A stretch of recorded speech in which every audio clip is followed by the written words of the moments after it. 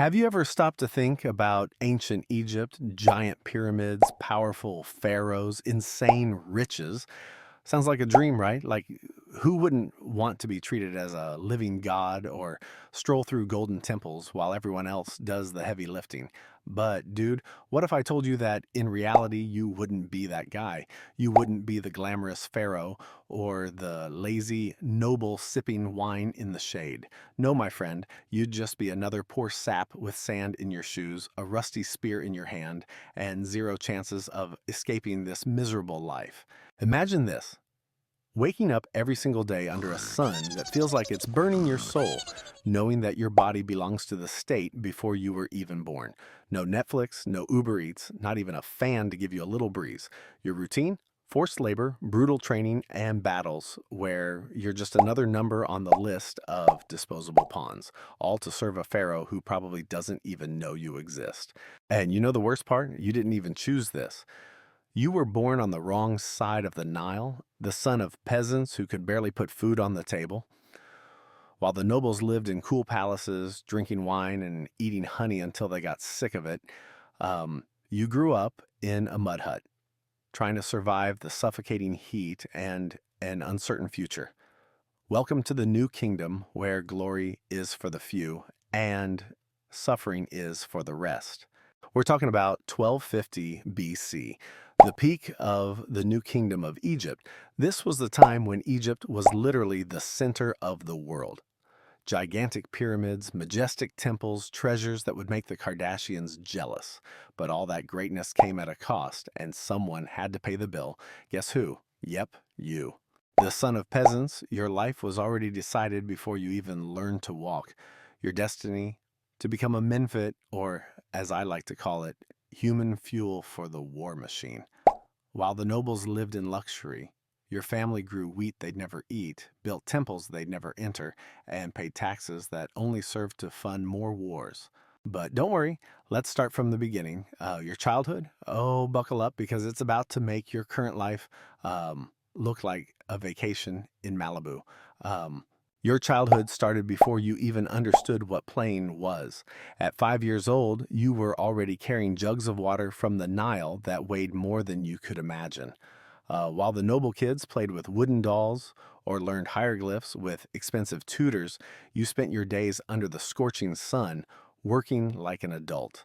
There was no time for childhood dreams or games. Every minute of your life was dedicated to work. Your mom kept repeating, work hard, honor the pharaoh.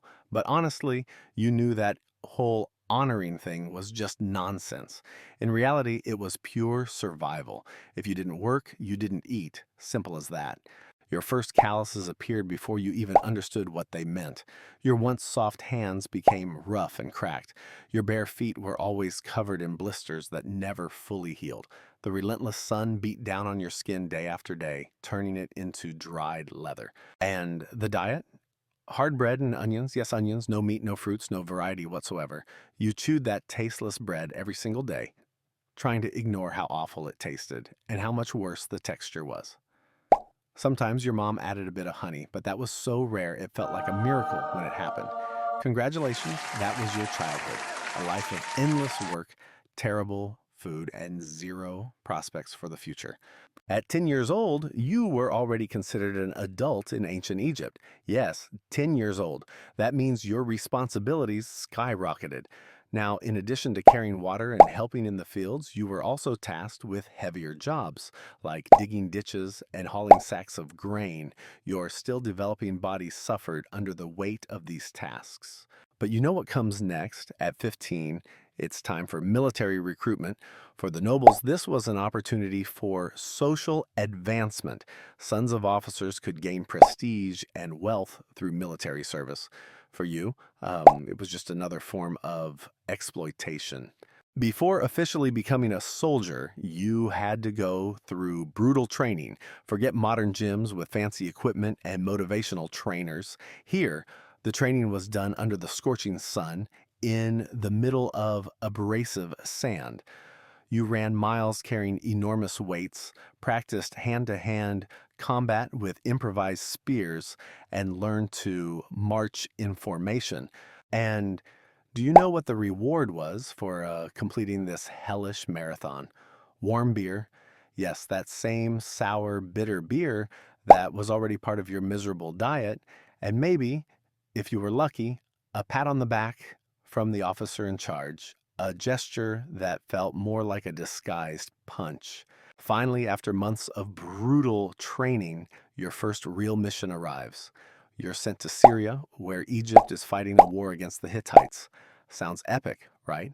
A chance to prove your worth, earn glory on the battlefield. But, my friend, reality is very different.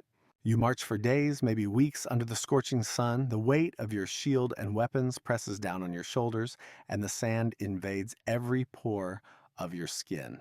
Water is scarce, and when you finally get some liquid, it's that same warm beer you already hate deeply. When the battle begins, everything happens too fast for you to process.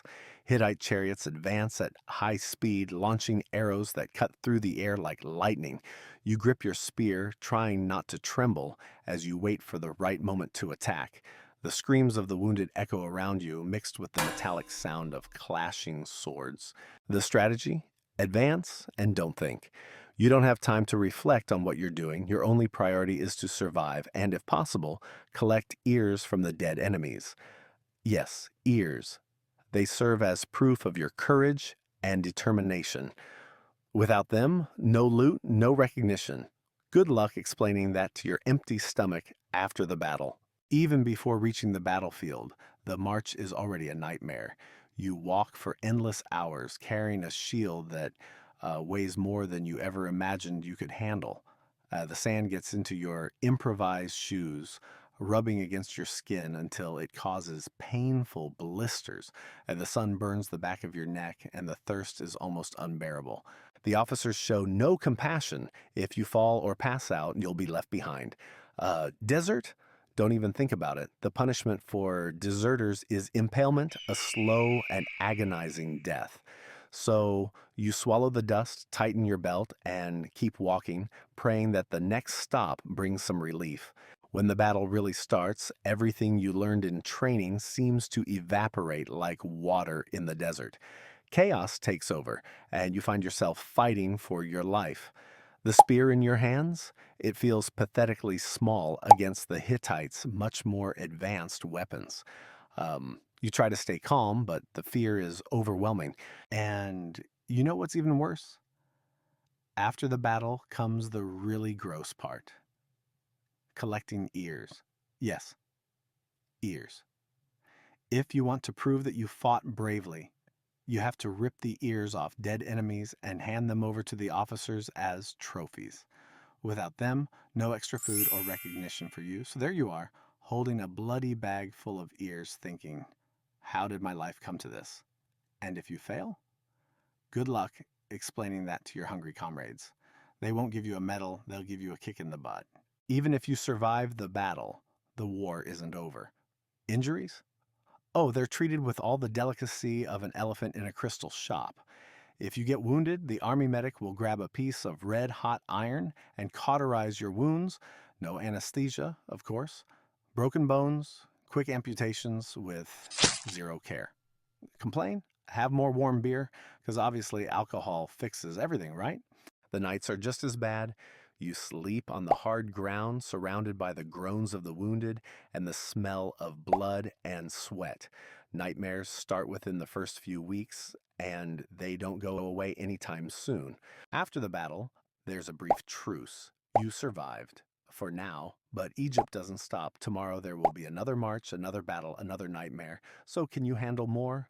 Or would you rather become a mummy before you turn 30?